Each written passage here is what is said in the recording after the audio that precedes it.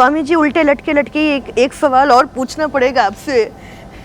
हुसैन ध्यान मग्न हो गए। ये एक मुद्रा है जिसके बारे में मैं पढ़ रही थी, ये अंजलि मुद्रा। ये मुद्रा क्या होती है स्वामी जी, और इस मुद्रा का क्या असर होता है हमारे शरीर पर?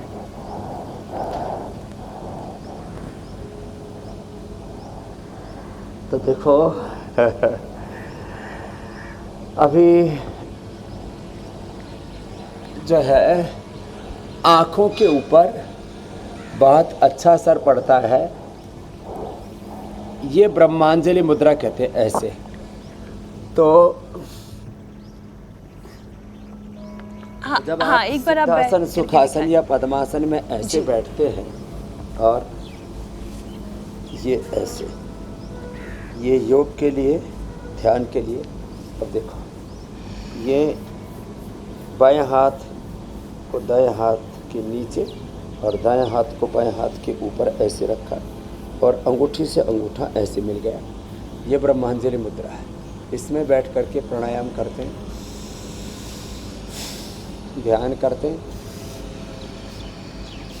मूलाधार से सहस्रार तक अपनी अंतःशक्तियों का ऊर्ध्व आरोहण करते हैं, जिससे पूरी जीवनीय ऊर्जा हमारी, उसका ऊर्ध्व उत्क्रमण होता है। तो इससे आत्मारोहण योग कहो, आत्म आरोहण योग कहो,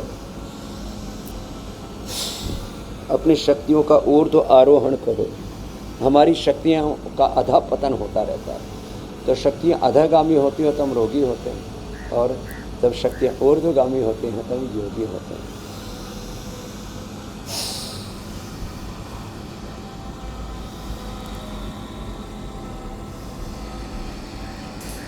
अच्छा स्वामी जी, मीनाक्षी ने जिन तमाम अभ्यासों आसनों का जिक्र किया, उसमें एक और चीज़ थी जो जिस पर थोड़ी सी रोशनी आप डाल दें। विपरीत करणी, ये कैसे किया जाता है और इसका फ़ायदा आँखों को कैसे मिलता है? ये विपरीत करणी ऐसे है, ये है।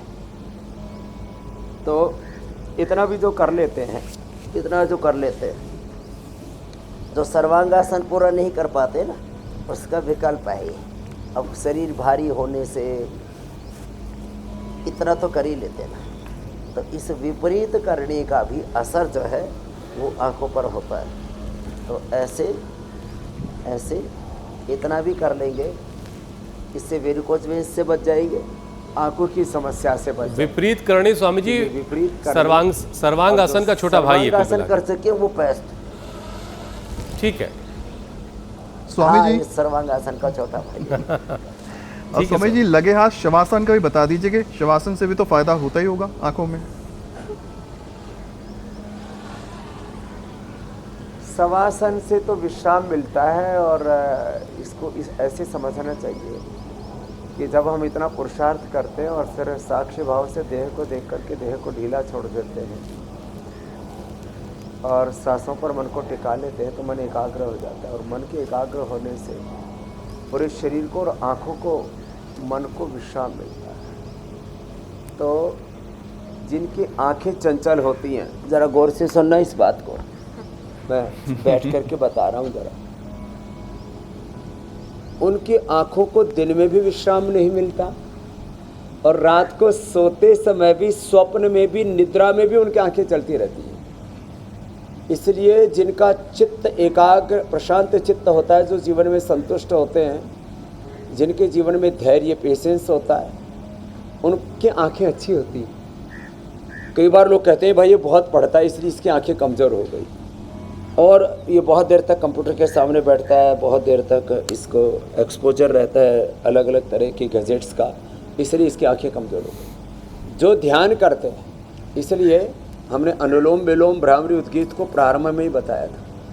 तो जिनका चित्त प्रशांत है, जिनके मन में धीरज है, और जिनके जीवन में आत्मसंतोष है, आत्ममुग्धता की बात नहीं कर रहा हूँ मैं, आत्ममुग्धता ये तो बड़ी खतरनाक है, आत्मश्लाघा। तो आँखों को आप शांति देते हैं जब ध्यान करते हैं, तब फिर उनकी आँखों को देखो वैसे तो पूरा शरीर 99% ऑटोनॉमिक सिस्टम पर चलता है, हमारी आंखें, हमारा ब्रेन, हमारे कान। अब देखो बाहर आवाज़ें आती रहती हैं, लेकिन स्वप्न में, सुसुप्ति में, गाढ़ निद्रा में हमको आवाज़ें नहीं आती। तो आवाज़ें होते हुए भी आप निशब्द रहें, दृश्य होते हुए भी आप अदृष्ट में, अमूर्त में, आत्मस्वरूप में, अपनी निजता में खोए रहें। भीड़ में भी आप एकांत में रहें, क्या बात है। और दृष्टि के बीच में भी अदृष्ट से, अमूर्त से, अव्यक्त से जुड़े रहें। ये है योग। तो ये ऐसे जब ध्यान करते हैं ना, उस खुदा अल्लाह ऑलमाइटी गुड वाहे गुरु अकाल पुरुष का, राम कृष्ण हनुमान शिव का, शिवो हम, शुद्ध हो हम, आत्मा हम। तो आँखों की रोशनी, दृष्टि और दृष्टि दोनों ठीक हो जाती है ध्यान से। आत्मवत दृष्टि सब में रहेगी तो किसी से बैर, किसी की हिंसा, किसी का खून खराबा, किसी से ईर्ष्या, द्वेष, लैग पोलिंग, जेलेसी, ये भी नहीं रहेगी।